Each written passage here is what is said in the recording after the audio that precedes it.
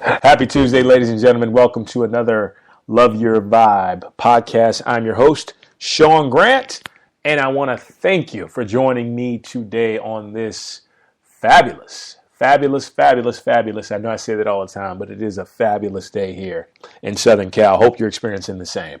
So we're going to get right into it today, and this kind of plays off of my blog post that I wrote earlier today, which was titled Refusing to Play It Small. Well, goes hand in hand with this podcast, playing to win and win big. And when we see that, there are certain components to living a life in reference to winning big. And initially, most people think it's a form of materialism, but it actually goes further than that. And what I mean is that when you're staying true to yourself, when you can respect the person you are at every point throughout your day, no matter where you are or who you're dealing with, when you can stand proud and stand tall with the people that you are encountering on a daily basis, you are playing to win and you are winning big. Because oftentimes the biggest problem we find is individuals are afraid to completely be themselves with others. And if you can't be yourselves with others, a lot of what you experience is truly based on a lie. So how do we get to the point of becoming the individuals who can be true to ourselves in order to play and win big?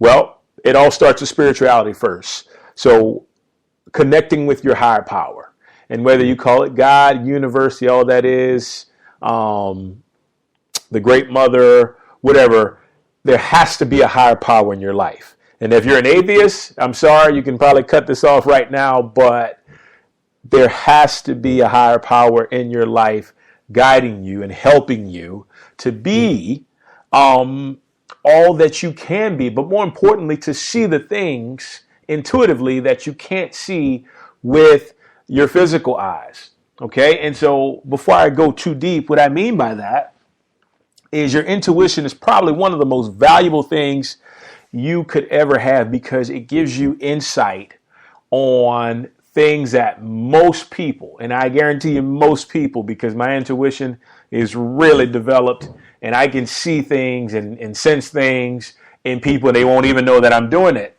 But in most cases, the average person who has not developed their intuition won't be able to kind of get those notions and get that feedback from that energy that person is giving. So where does this lead to?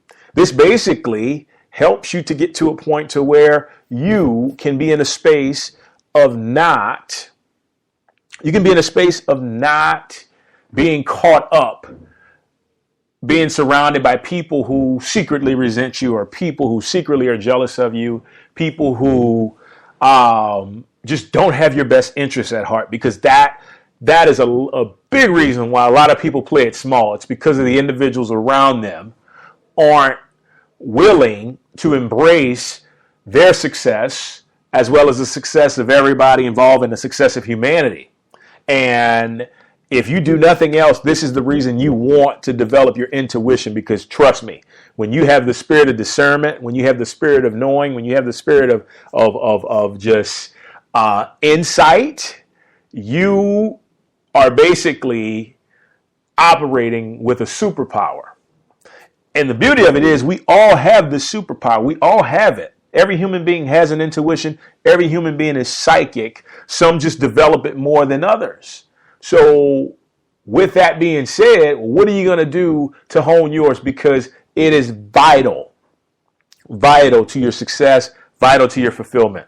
A lot of times successful business guys use their intuition in their favor, and they just say, I get a hunch that I need to do this.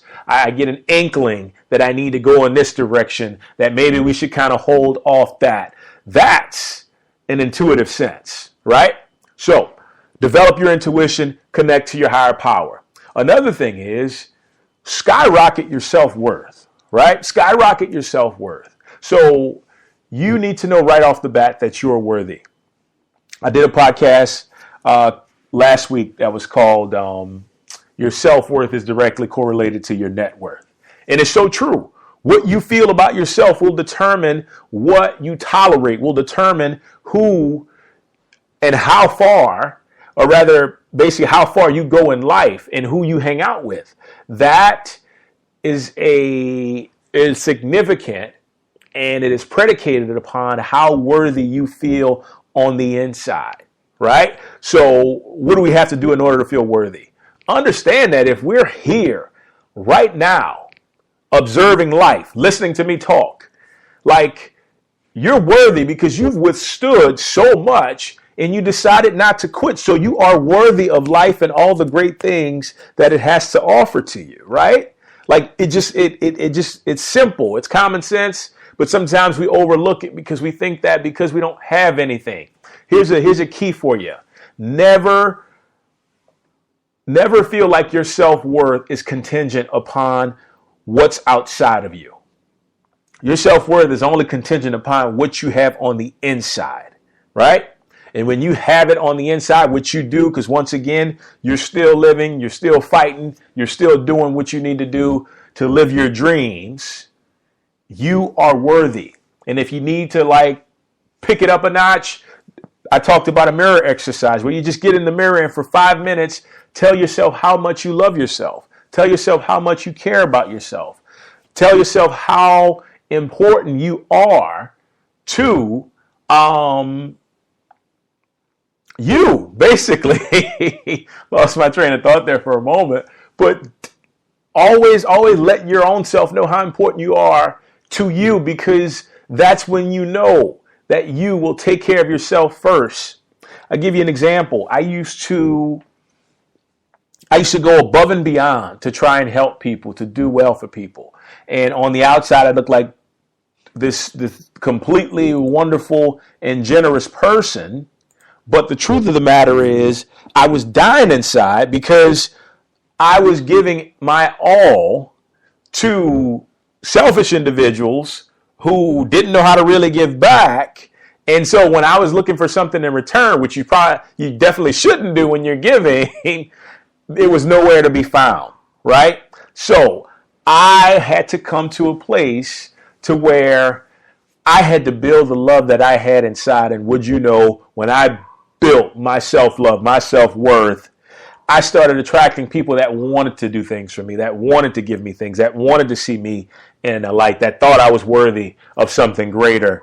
And it just kind of happened after it all happened on the inside. But you have to start with developing and, more importantly, recognizing your self-worth. Okay? So moving right along, talking about playing it big. And this is the last and most important one you'll ever learn, you'll ever have to encounter. And that comes down to leaning into your fears. Leaning into your fears. And so fear is an interesting thing, because fear is something that is developed by the ego. When you're operating from a spiritual perspective, when you're operating from a higher perspective, right? You are locked in. You are moving in a place to where miracles can happen, magic can unfold, all these great things can open up for you. It's beyond phenomenal. But once we get out of that spiritual space, of that vibrational space that's in alignment with God, here's what happens. We start to fear things when they start to get a little bit uncomfortable. And life is all about being uncomfortable. Like, honestly, if you're living at ease all day long, something's wrong. Either you're emotionless, you're dead, or you're just not feeling into something. And so what you want to do, what you want to be sure of, is that you're always getting back to being in alignment with that spiritual self. Because here's the key. In the eyes and the mind of the universe, there are no problems. Everything is perfect. Every problem we foresee that is seemingly an issue is only due to perspective. Okay? If that flew over your head, let me tell you again. Every problem that we see is only a mishap in perspective, because in the mind of God, the mind of the universe, everything is perfect. Everything is in perfect harmony, perfect unity. If things seem like they're not going right, we need to figure out how we have to get back into alignment. And a lot of that has to come with leaning into your fears.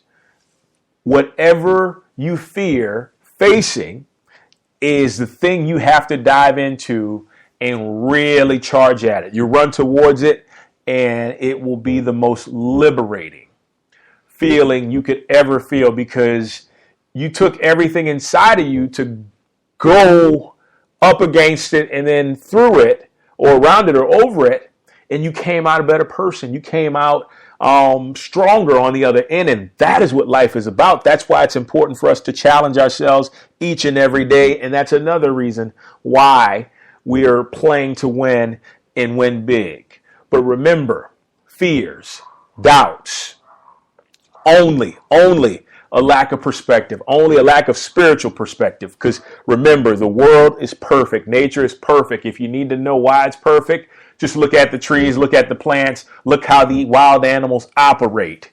See, human beings, I feel like, and this is my theory, God surrounded us with these wild animals to show us how life is supposed to work. And when we tap into our instincts, that's when we become the most successful. But see, we've gotten to a place where we try to go outside of our instincts. We try to eat stuff that isn't really good for us, that could make us sick, because we think it tastes good. So we're basically, as a whole, backtracking from what our instincts are actually telling us. And a lot of times your instincts is just listen to what your body says. Listen to what your body says. If you feel like you start to get nervous or you start to get heavy chested, I like to call it, take a deep breath. Say a couple affirmations, really feel those. Focus on something. Better yet, get into a state of gratitude and focus on what's right, and focus on knowing that you live in a perfect, ordered universe, and that what you're seeing is just a matter of you stepping out of alignment with that perfection. All right? Because once you step back in, you will have no issues, no qualms about it. And this goes for anybody, anywhere. Let's take I'm going to give you an example of what I mean by that, and then I'm going to close it. So 2 people are in the same boat. And this is a good one, because this is something that I think a lot of people can relate to. Rent is due at the end of the month for each of them, and they're not quite sure how they're going to get the funds that they need. So person A decides that immediately he's going to get anxious. And I mean, he doesn't really decide, it just happens to him. He gets anxious, he gets upset, he starts to get nervous because he's not sure as to how everything's going to play out. He takes it into his own hands to decide that he's going to take action. So he starts calling different people and different individuals to try and get work, only to run into brick walls. First of the month comes, this person doesn't have what he needs in order to meet his needs. Person B, same situation happens. Okay, you know what? First thing he does is says, I live in a universe where everything is provided for me. If I'm in a perfectly ordered universe, that means that all my needs have to be met. And he accepts that as truth right then and there. So what does he do? He continues to have faith each and every day, even when he slips out, because we're humans. We're not perfect. The universe is perfect. He finds himself moving right back into alignment with the perfectly ordered universe. And he says, you know what? My life is run by faith. I have faith. I have nothing to fear. I know that my needs will be met. I understand my needs will be met. So he goes about his days acting and knowing, expecting his needs to be met. The 31st of this month comes up. What happens? He gets a check in the mail. A friend gives him money that he's owed. A relative sends money that they were supposed to give to him years ago.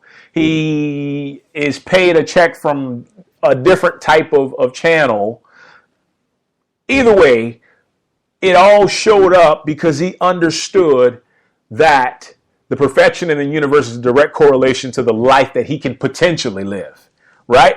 And I say potentially because if you're out of alignment with that perfection, then you're going to continue to play it small no matter what. But if you step into faith, and if you step into that belief and that expectation that it will work out because it has worked out and it can work out, you, my dears, will be on the road to not only success, but true fulfillment, because you can be at ease, you can be at peace no matter what your physical circumstances show you. Because you know at any place, at any time, spiritually, anything can manifest itself as the divine orders it to.